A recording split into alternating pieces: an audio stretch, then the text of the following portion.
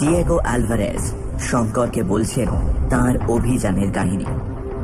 Gym আর Diego অনেক খুঁজেও রত্ন ভাণ্ডার আবিষ্কার করতে পারলেন না। যখন তারা একেবারেই হতদম হয়ে পড়েছেন, ঠিক তখনই একদিন হীরের খনির প্রহরী সে বাধা দিল আকস্মিকভাবে। চাঁদের পাহাড়, তৃতীয় পর্ব।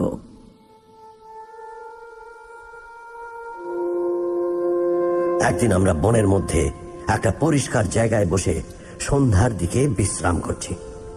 আমাদের সামনে সেই জায়গাটাতে একটা তাল গাছ, তাল গাছের তলায় গুঁড়িটা ঘিরে খুব ঘন বনঝোপ।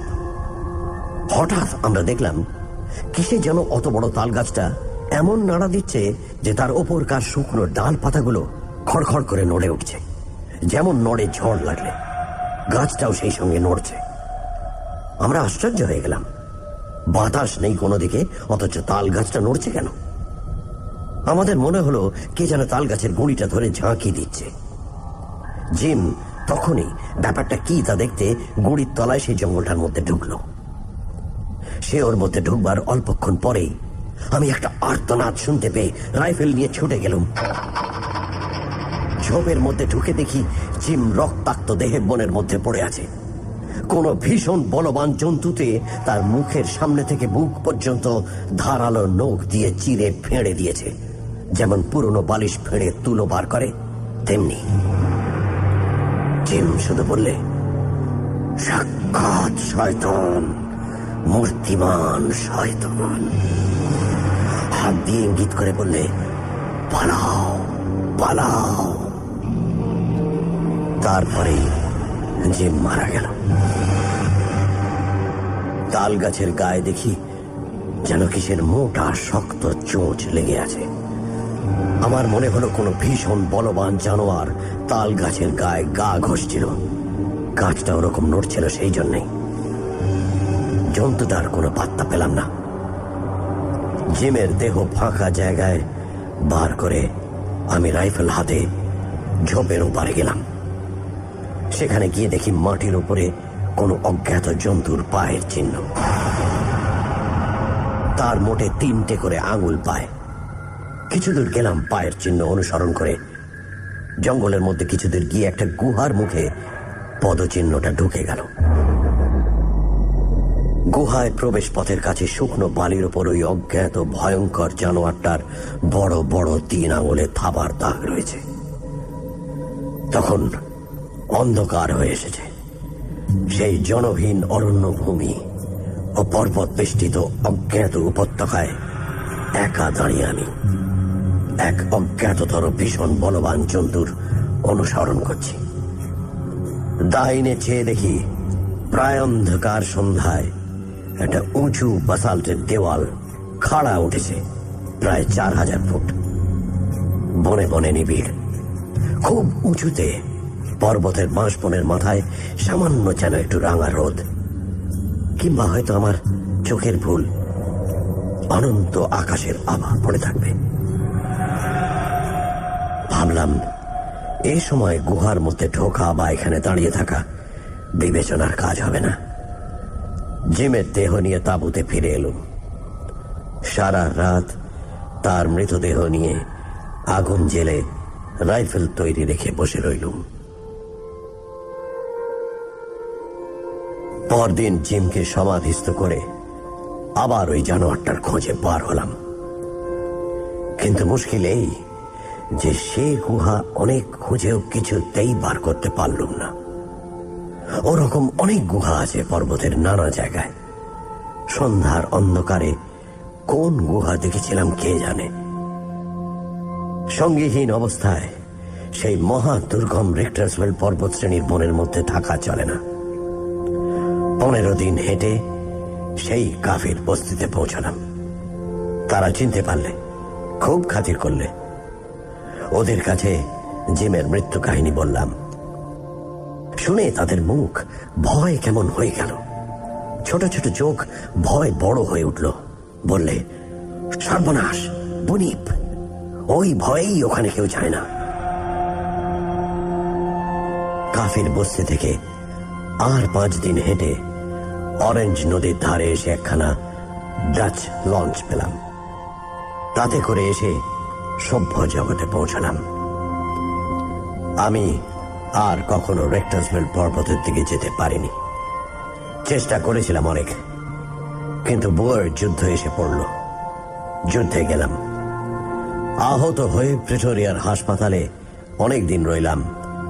তারপর সেরে উঠে একটা কমলা লেবুর বাগানে কাজ পেয়ে সেখানেই এতদিন ছিলাম। বছর 4-5 শান্ত জীবন যাপন করবার পরে ভালো লাগলো না, তাই আবার বার হয়েছিলাম। কিন্তু বয়স হয়ে গিয়েছে অনেক, ইয়াং ম্যান। এবার আমার চলা বোধহয় ফুরুবে। এই ম্যাপখানা তুমি রাখো। এতে রেক্টাসভেল পর্বত ও যে নদীতে আমরা হিরে পেয়েছিলাম মোটামুটি ভাবে আঁকা আছে। সাহস থাকে সেখানে যেও, বড় মানুষ হবে। ভোয়ের যুদ্ধের পর ওই অঞ্চলে ওয়াই নদীর ধারে দু একটা ছোট বড় হীরের খনি বেরিয়েছে, কিন্তু আমরা যেখানে হিরে পেয়েছিলাম তার সন্ধান কেউ জানে না। যেও তুমি। ডিয়েগো অ্যালভারেজ গল্প শেষ করে আবার অবসন্নভাবে বালিশের গায়ে ভর দিয়ে শুয়ে পড়ল। শঙ্করের সেবা শুশ্রূষার গুণে ডিয়েগো অ্যালভারেজ সে যাত্রা সেরে উঠল এবং দিন 15 শঙ্কর তাকে নিজের কাছেই রাখল। কিন্তু চিরকাল যে পথে পথে বেরিয়ে এসেছে, ঘরে তার মন বসে না। একদিন সে যাবার জন্য ব্যস্ত হয়ে পড়ল। শঙ্কর নিজের কর্তব্য ঠিক করে ফেলেছিল। বলল, চলো, তোমার অসুখের সময় যেসব কথা বলেছিলে মনে আছে? সেই হলদে হীরের খনি। অসুখের ঝোঁকে অ্যালভারেজ যেসব কথা বলেছিল, এখন সে সম্বন্ধে বৃদ্ধ আর কোনো কথা বলে না। বেশিরভাগ সময় চুপ করে কি যেন ভাবে। শঙ্করের কথার উত্তরে বৃদ্ধ বলল, আমিও কথাটা যে না ভেবে বলেছি তা মনে করো না, কিন্তু আলেয়ার পেছনে ছুটবার সাহস আছে তোমার? শঙ্কর বলল, আছে কিনা দেখতে দোষ কি? আজই বলো তো মাভো স্টেশনে তার করে আমার বদলে অন্য লোক পাঠাতে বলি। অ্যালভারেজ কিছুক্ষণ ভেবে বলল, হ্যাঁ, তার করো, কিন্তু আগে বুঝে দেখো, যারা সোনা বা হিরে খুঁজে বেড়ায় তারা সবসময় তা পায় না। আমি 80 বছরের এক বুড়ো লোককে জানতাম, সে কখনো কিছু পায়নি, তবে প্রতিবারই বলতো, এইবার ঠিক সন্ধান পেয়েছি, এইবার পাবো। আজীবন অস্ট্রেলিয়ার মরুভূমিতে আর আফ্রিকার ভেল্ডে প্রসপেক্টিং করে বেরিয়েছে। আরো দিন 10 পরে দুজনে কিসুমু গিয়ে ভিক্টোরিয়া নায়ানজা হ্রদে স্টিমার চড়ে দক্ষিণ মুখে মেওয়ানজার দিকে যাবে ঠিক করল। পথে এক জায়গায় বিস্তীর্ণ প্রান্তরে হাজার হাজার জিব্রা, জিরাফ, হরিণ চড়তে দেখে শঙ্কর তো অবাক। এমন দৃশ্য সে আর কখনো দেখেনি। জিরাফগুলো মানুষকে আদৌ ভয় করে না। 50 গজ তফাতে দাঁড়িয়ে ওদের দিকে চেয়ে চেয়ে দেখতে লাগলো। অ্যালভারেজ বলল, আফ্রিকার জিরাফ মারবার জন্য গভর্নমেন্টের কাছ থেকে বিশেষ লাইসেন্স নিতে হয়, যে সে মারতে পারে না। সেই জন্য মানুষকে ওদের তত ভয় নেই। হরিণের দল কিন্তু বড় ভীরু। এক এক দলে 200-300 হরিণ চড়ছে। ওদের দেখে ঘাস খাওয়া ফেলে মুখ তুলে একবার চাইল। পরক্ষণেই মাঠের দু প্রান্তের দিকে সবাই 4 পা তুলে দৌড়।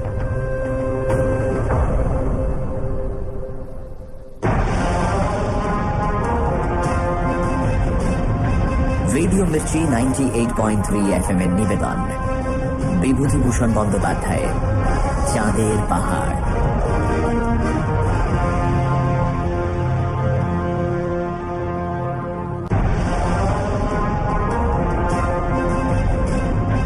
রেডিও মির্চি 98.3 FM এর নিবেদন, বিভূতিভূষণ বন্দ্যোপাধ্যায়, চাঁদের পাহাড়।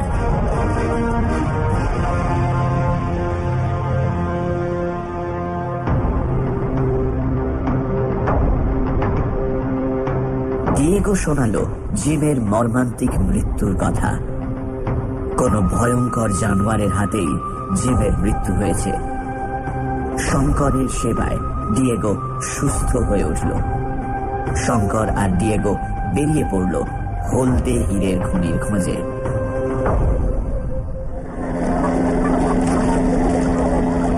কিসুমু থেকে স্টিমার ছাড়ল। এটা ব্রিটিশ স্টিমার। ওদের পয়সা কম বলে ডেকে যাচ্ছে।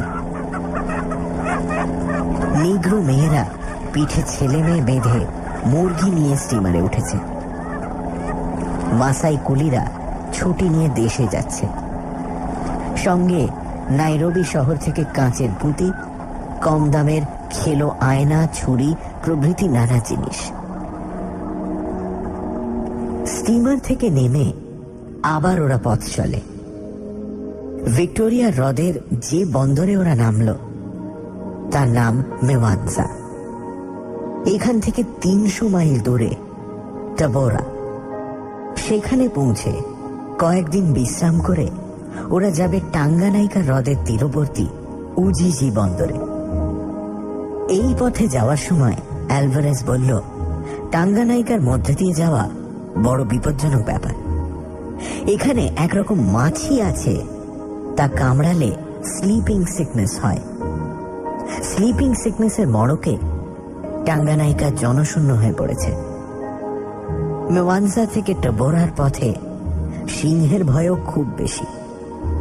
প্রকৃতপক্ষে আফ্রিকার এই অঞ্চলও সিংহের রাজ্য বলা চলে।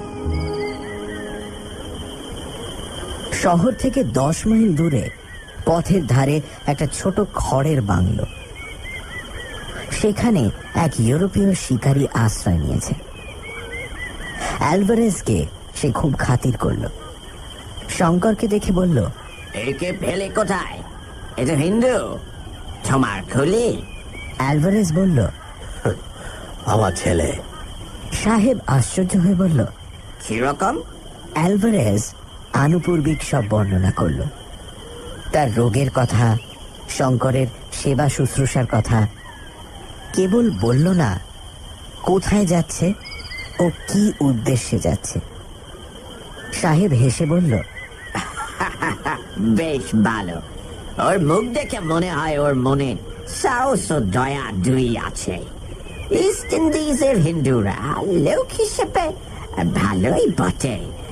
একবার ইউগান্ডাতে একজন শিখ আমার প্রতি এমন সুন্দর আতিথ্য দেখিয়েছিল, ওটা কখনো ভুলতে পারবো না।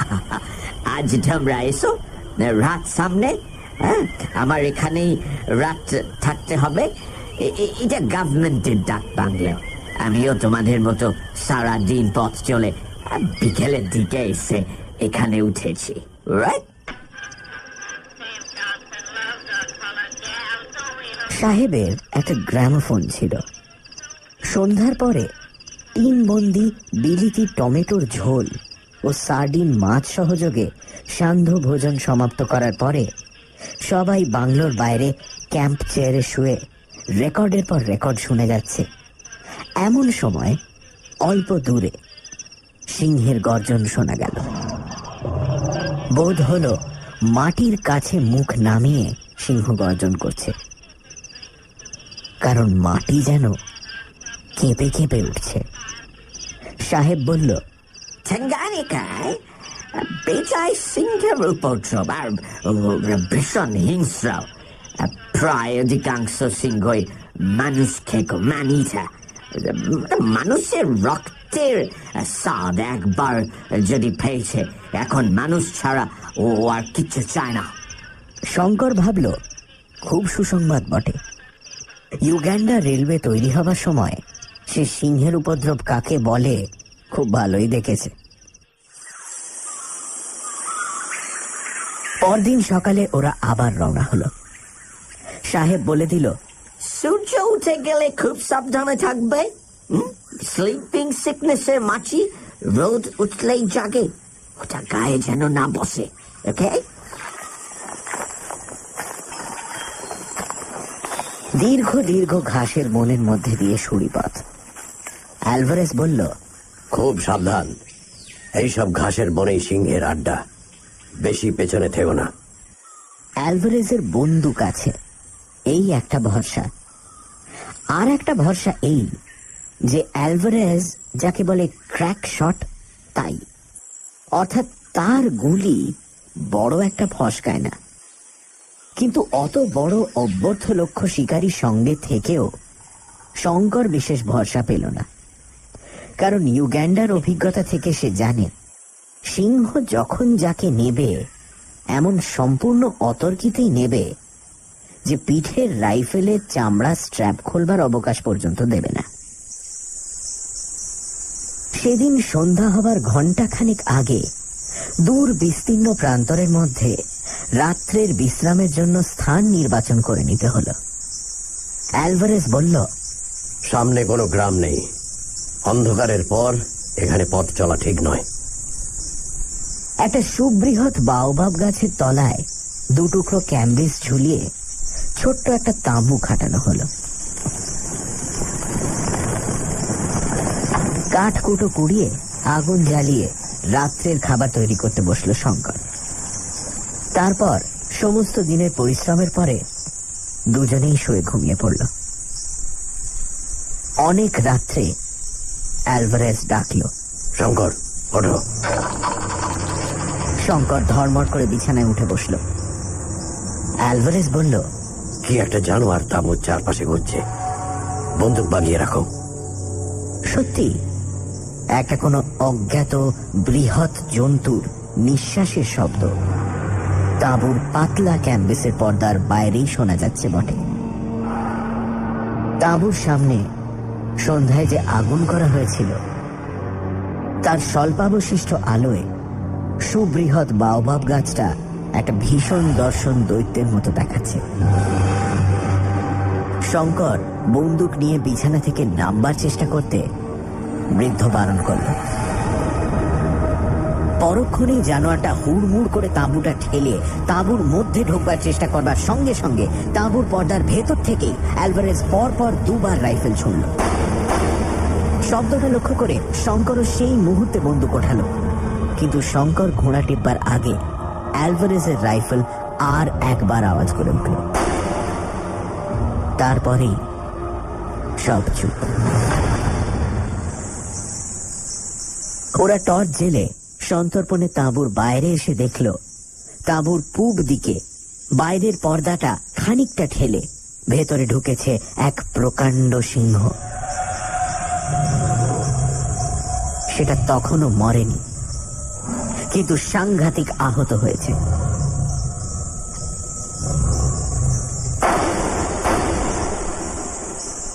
আরো দুবার গুলি খেয়ে সেটা শেষ নিঃশ্বাস ত্যাগ করল।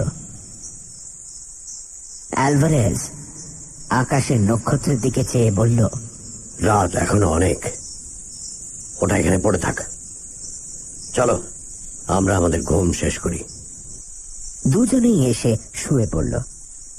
একটু পরে শঙ্কর বিস্ময়ের সঙ্গে লক্ষ্য করল অ্যালভারেজের নাক ডাকা শুরু হয়েছে।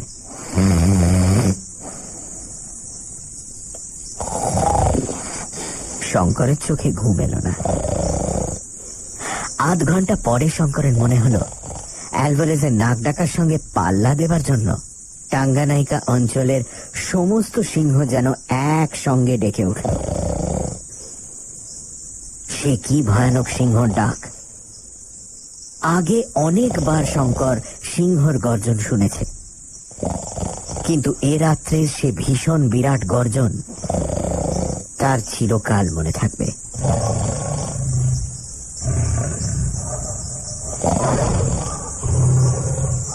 তাছাড়া ডাক তাঁবু থেকে 20 হাতের মধ্যে। অ্যালভারেজ আবার জেগে উঠল, বলল, না, রাত্রে দেখছি একটু ঘুমোতে দিলে না। আগের সিংহটা জোড়া, সাবধানে থাকো, বড় পাজি জানোয়ার। কি দুর্যোগের রাত্রি! তাঁবুর আগুনও তখন নিব নিব, তাই বাইরে তো ঘুটঘুটে অন্ধকার। পাতলা ক্যাম্বিসের চটের মাত্র ব্যবধান। তার ওদিকে সাথী হারা পশু। বিরাট গর্জন করতে করতে সেটা একবার তাঁবু থেকে দূরে যায়, আবার কাছে আসে, কখনো তাঁবু প্রদক্ষিণ করে। ভোর হওয়ার কিছু আগে সিংহটা সরে পড়ল। ওরাও তাঁবু তুলে আবার যাত্রা শুরু করল।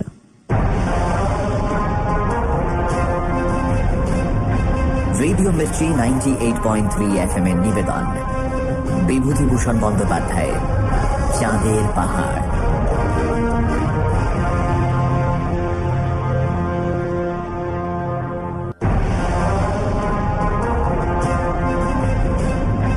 রেডিও মিস্ট্রি 98.3 FM এর নিবেদন, বিভূতিভূষণ বন্দ্যোপাধ্যায়ের চাঁদের পাহাড়।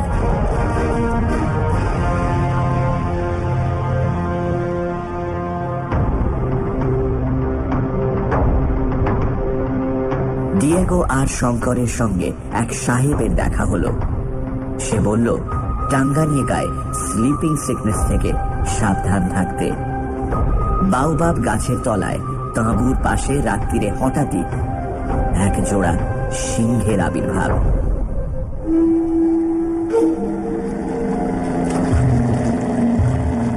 দিন 15 পরে শঙ্কর ও অ্যালভারেজ উজিজি বন্দর থেকে স্টিমারে টাঙ্গানাইকা হ্রদে ভাসল। হ্রদ পার হয়ে অ্যালবার্টভিল বলে একটা ছোট্ট শহরে কিছু আবশ্যকীয় জিনিস কিনে নিল। এই শহর থেকে কাপালো পর্যন্ত বেলজিয়াম গভর্নমেন্টের রেলপথ আছে। সেখান থেকে কঙ্গো নদীতে স্টিমার চড়ে 3 দিনের পথে সাংকিনি যেতে হবে। সাংকিনিতে নেমে কঙ্গো নদীর পথ ছেড়ে দক্ষিণ মুখে অজ্ঞাত বন জঙ্গল ও মরুভূমির দেশে প্রবেশ করতে হবে। কাবালো অতি অপরিষ্কার স্থান, কতগুলো বর্ণসংকর পর্তুগিজ ও বেলজিয়ানের আড্ডা। স্টেশনের বাইরে পা দিয়েছে এমন সময় একজন পর্তুগিজ ওর কাছে এসে বলে, হ্যালো, কোথায় যাবে? দেখছি নতুন লোক, আমায় চেনো না নিশ্চয়ই। আমার নাম অ্যালবুকার্ক। শঙ্কর চেয়ে দেখল অ্যালভারেজ তখনও স্টেশনের মধ্যে। লোকটার চেহারা যেমন কর্কশ তেমনি কদাকার, কিন্তু সে ভীষণ জোয়ান, প্রায় 7 ফুটের কাছাকাছি লম্বা। শরীরের প্রত্যেকটি মাংসপেশি গুনে নেওয়া যায় এমনই সুদৃঢ় ও সুগঠিত। শঙ্কর বলল, তোমার সঙ্গে পরিচিত হয়ে সুখী হলাম। লোকটা বলল, তুমি দেখছি কালা আদমি, বোধহয় ইস্ট ইন্ডিজের। আমার সঙ্গে পোকার খেলবে, চলো। শঙ্কর ওর কথা শুনে চটে গেল। বলল, তোমার সঙ্গে পোকার খেলার আমার আগ্রহ নেই। সঙ্গে সঙ্গে সে এটাও বুঝল লোকটা পোকার খেলবার ছলে তার সর্বস্ব অপহরণ করতে চায়। পোকার একরকম তাসের জুয়া খেলা। শঙ্কর নাম জানলেও সে খেলা জীবনে কখনো দেখেও নি। নাইরোবিতে সে জানত বদমাইশ জুয়াড়িরা পোকার খেলা ছল করে নতুন লোকের সর্বনাশ করে। এটা এক ধরনের ডাকাতি। শঙ্করের উত্তর শুনে পর্তুগিজ বদমাইশটা রেগে লাল হয়ে উঠল। তার চোখ দিয়ে যেন আগুন ঠিকরে বেরোতে চাইল। সে আরো কাছে ঘেঁষে এসে দাঁতে দাঁত চেপে অতি বিকৃত সুরে বলল, কি নিগার, কি বললি? ইস্ট ইন্ডিজের তুলনায় তুই অত্যন্ত ফাজিল দেখছি। তোর ভবিষ্যতের মঙ্গলের জন্য তোকে জানিয়ে দিই যে তোর মতো কালা আদমিকে আলবুকার্ক এই রিভলভারের গুলিতে কাদা খোঁচা পাখির মতো ডজনে ডজনে মেরেছে। আমার নিয়ম হচ্ছে এই, শোন, কাবালোতে যারা নতুন লোক নামবে তারা হয় আমার সঙ্গে পোকার খেলবে, নয়তো আমার সঙ্গে রিভলভারের দ্বন্দ্ব যুদ্ধ করবে। শঙ্কর দেখল এই বদমাইশ লোকটার সঙ্গে রিভলভারের লড়াইয়ে নামলে মৃত্যু অনিবার্য। বদমাইশটা হচ্ছে একটা ক্র্যাক শট গুন্ডা। আর সে কি কাল পর্যন্ত রেলের নিরীহ কেরানি ছিল, কিন্তু যুদ্ধ না করে যদি পোকারই খেলে তবে সর্বস্ব যাবে। হয়তো আধ মিনিট মতো শঙ্করের দেরি হয়েছে উত্তর দিতে। লোকটা কোমরের চামড়ার হলস্টার থেকে নিমেষের মধ্যে রিভলভার বার করে শঙ্করের পেটের কাছে উঁচিয়ে দিয়ে বলল, যুদ্ধ নট পোকার। শঙ্করের মাথায় রক্ত উঠে গেল। ভীতুর মতো সে পাশবিক শক্তির কাছে মাথা নিচু করবে না, হোক মৃত্যু। সে বলতে যাচ্ছে যুদ্ধ, এমন সময় পেছন থেকে ভয়ানক বাজখাই সুরে কে বলল, এই সামলাও, গুলিতে মাথার চাঁচে উঠল। দুজনেই চমকে উঠে পেছনে চাইল। অ্যালভারেজ তার উইনচেস্টার রিপিটার বাগিয়ে উঁচিয়ে পর্তুগিজ বদমাইশটার মাথা লক্ষ্য করে দৃঢ়ভাবে দাঁড়িয়ে আছে। শঙ্কর সুযোগ বুঝে চট করে পিস্তলের নলের উল্টো দিকে ঘুরে গেল। অ্যালভারেজ বলল, বালকের সঙ্গে রিভলভার ডুয়েল, হ্যাঁ? স্যার, 3 বলতে পিস্তল ফেলে দিবি। 1, 2, 3। অ্যালবুকার্কের শিথিল হাত থেকে পিস্তলটা মাটিতে পড়ে গেল। অ্যালভারেজ বলল, বালককে একা পেয়ে খুব বিরক্ত জাহির করছিলি না?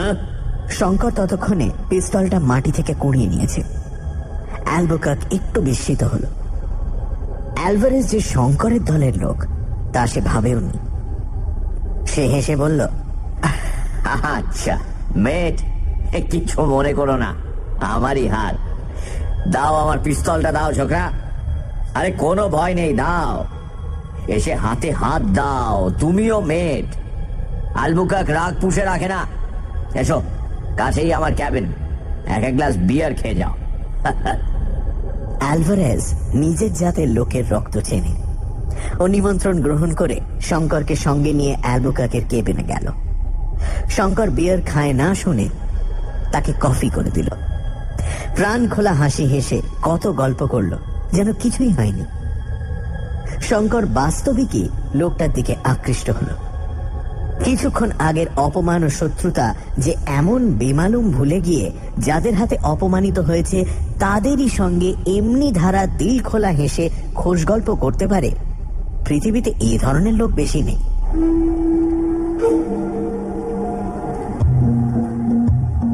পরদিন ওরা কাবালো থেকে স্টিমারে উঠল কঙ্গো নদী বেয়ে দক্ষিণ মুখে যাওয়ার জন্য।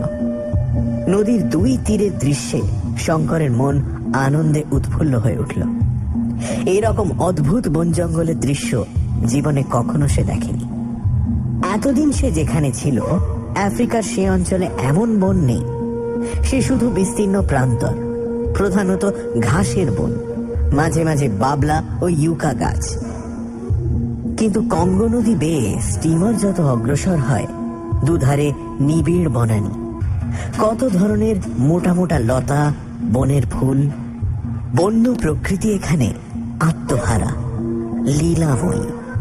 আপনার সৌন্দর্য ও নিবিড় প্রাচুর্যে আপনি মুগ্ধ। শঙ্করের মধ্যে যে সৌন্দর্য প্রিয় ভাবুক মনটি ছিল, হাজার হোক সে বাংলার মাটির ছেলে, ডিয়েগো অ্যালভারেজের মতো শুধু কঠিন প্রাণ স্বর্ণান্বেষী প্রসপেক্টর নয়। এই রূপের মেলায় সে মুগ্ধ ও বিস্মিত হয়ে রাঙা অপরাহ্নে ও দুপুর রোদে আপন মনে কত কি স্বপ্নজাল রচনা করে। অনেক রাত্রে সবাই ঘুমিয়ে পড়ে। অচেনা তারা ভরা বিদেশের আকাশের তলায় রহস্যময়ী বন্য প্রকৃতি তখন যেন জেগে উঠেছে। জঙ্গলের দিক থেকে কত বন্য জন্তুর ডাক কানে আসে। শঙ্করের চোখে ঘুম নেই। এই সৌন্দর্য স্বপ্নে বিভোর হয়ে মধ্য আফ্রিকার নৈশ শীতলতাকে তুচ্ছ করেও জেগে বসে থাকে। ওই জলজলে সপ্তর্ষিমণ্ডল, আকাশে অনেক দূরে তার ছোট্ট গ্রামের মাথায়ও আজ এমনই সপ্তর্ষিমণ্ডল উঠেছে। এইরকম এক ফালি কৃষ্ণপক্ষের গভীর রাত্রির চাঁদও। সে সব পরিচিত আকাশ ছেড়ে কত দূরে এসে সে পড়েছে। আরো কত দূরে তাকে যেতে হবে, কি এর পরিণতি কে জানে। 2 দিন পরে বোট এসে সাঙ্কিনি পৌঁছল। সেখান থেকে ওরা আবার পদব্রজে রওনা হলো। জঙ্গল এদিকে বেশি নেই, কিন্তু দিগন্ত প্রসারী জনমানবহীন প্রান্তর ও অসংখ্য ছোট ছোট পাহাড়। অধিকাংশ পাহাড় রুক্ষ ও বৃক্ষ শূন্য। কোনো কোনো পাহাড়ে ইউফোবিয়া জাতীয় গাছের ঝোপ। কিন্তু শঙ্করের মনে হলো আফ্রিকার এই অঞ্চলের দৃশ্য বড় অপরূপ। এতটা ফাঁকা জায়গা পেয়ে মন যেন হাঁপ ছেড়ে বাঁচে। সূর্যাস্তের রং, জ্যোৎস্না রাত্রির মায়া, এই দেশকে রাত্রে অপরাহ্নে রূপকথার পরিরাজ্য করে তোলে। অ্যালভারেজ বলল, এই ভেল্ড অঞ্চলে সব জায়গা দেখতে একরকম বলে পথ হারাবার সম্ভাবনা কিন্তু খুব বেশি। কথাটা যেদিন বলা হলো সেদিনই এক কাণ্ড ঘটল। জনহীন ভেল্ডে সূর্য অস্ত গেলে ওরা একটা ছোট পাহাড়ের আড়ালে তাঁবু খাটিয়ে আগুন জ্বালল।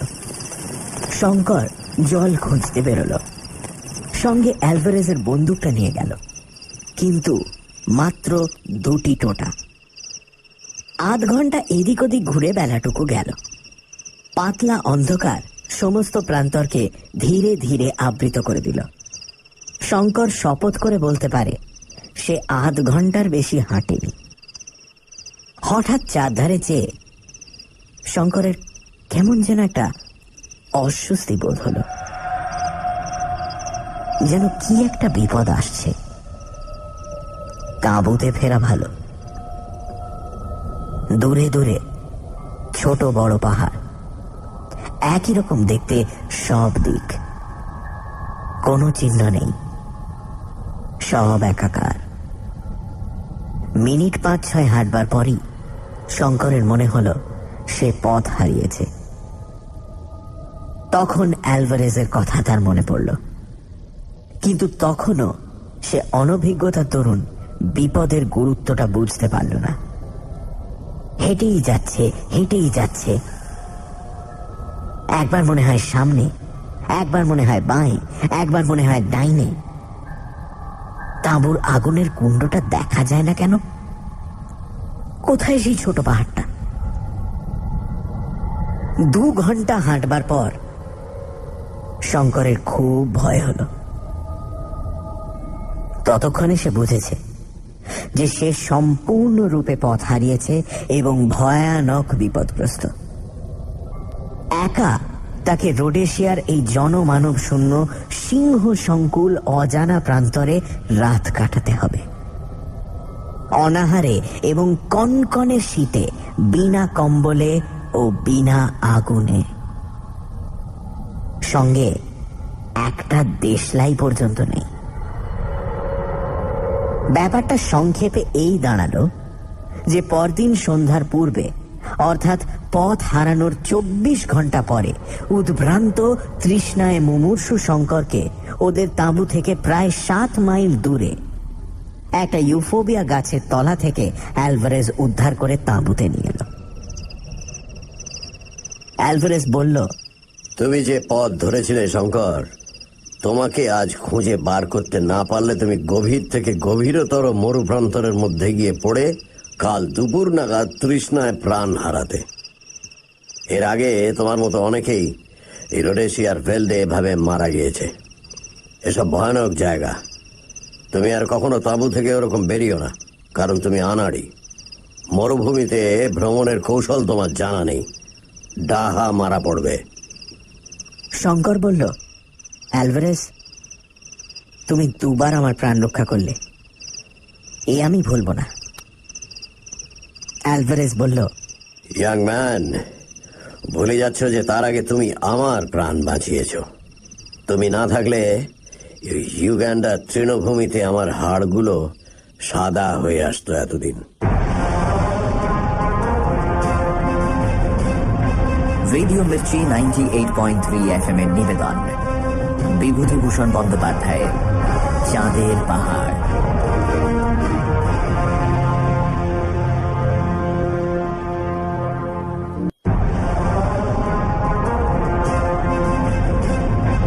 রেডিও মির্চি 98.3 FM এর নিবেদন বিভূতিভূষণ বন্দ্যোপাধ্যায়ের চাঁদের পাহাড়।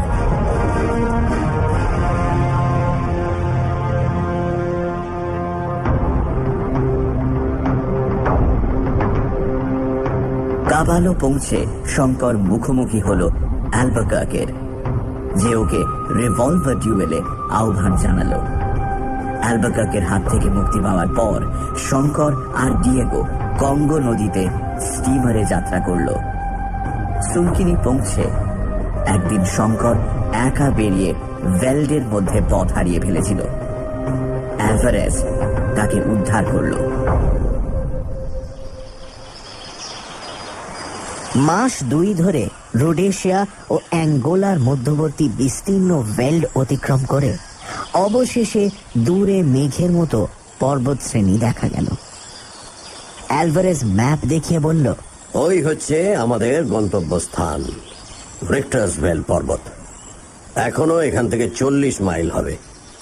আফ্রিকার এইসব খোলা জায়গায় অনেক দূর থেকে জিনিস দেখা যায়। এই অঞ্চলে অনেক বাওবাব গাছ।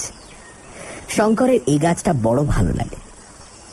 দূর থেকে যেন মনে হয় বট কি অশ্বত্থ গাছের মতো, কিন্তু কাছে গেলে দেখা যায় বাওবাব গাছ।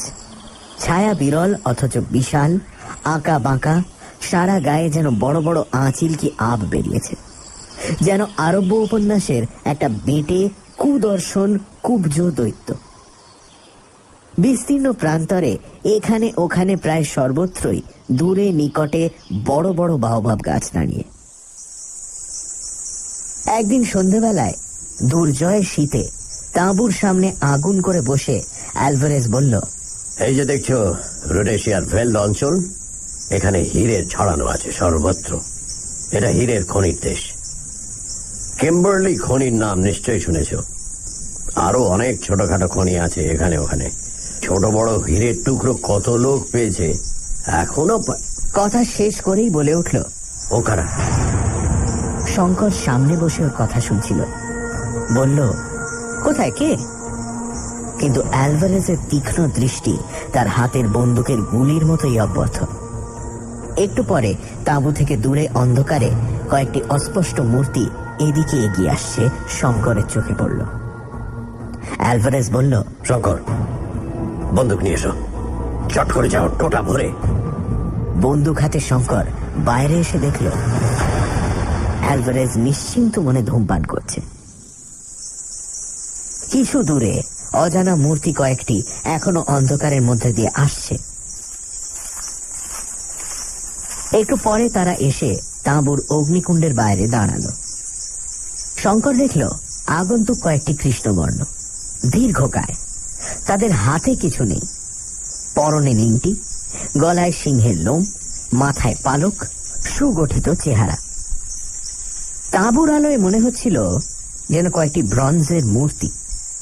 অ্যালভারেজ জুলু ভাষায় বলল, কি চাও তোমরা? ওদের মধ্যে কি কথাবার্তা চলল।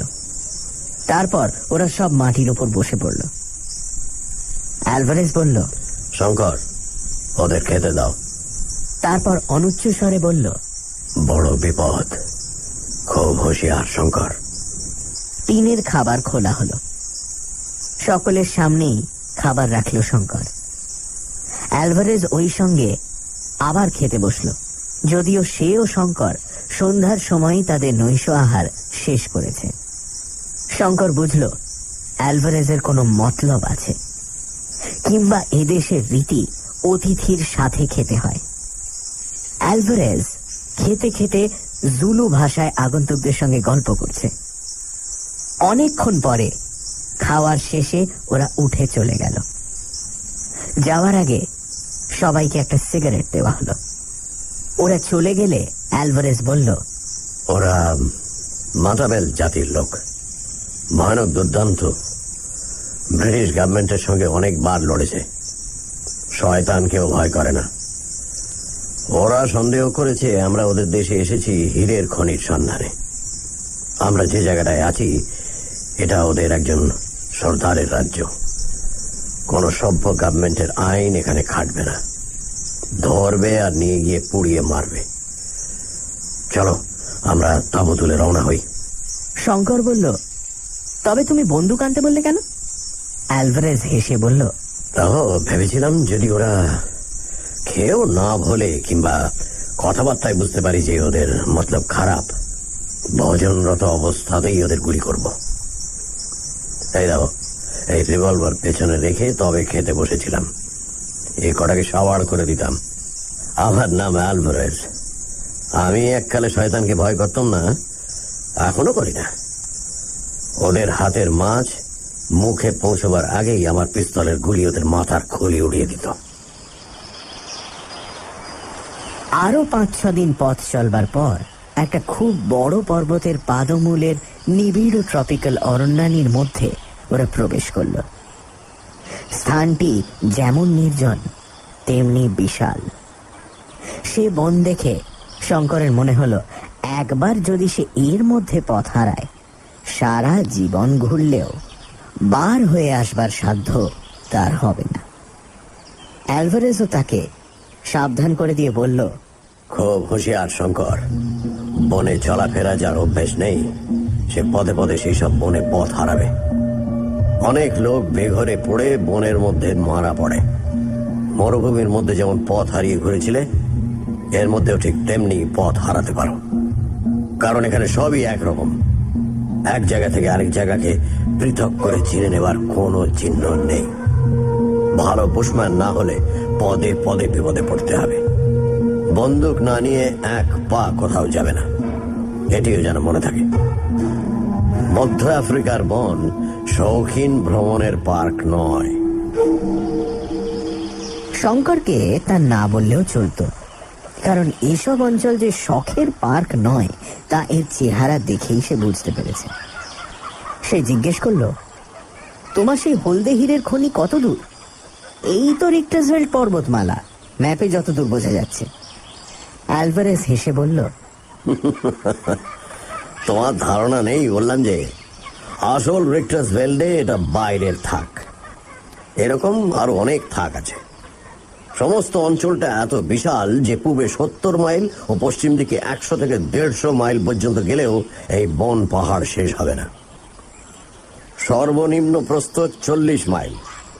সমস্ত জড়িয়ে 8-9 হাজার বর্গ মাইল সমস্ত রিক্টাসভেল্ড পার্বত্য অঞ্চল ও অরণ্য।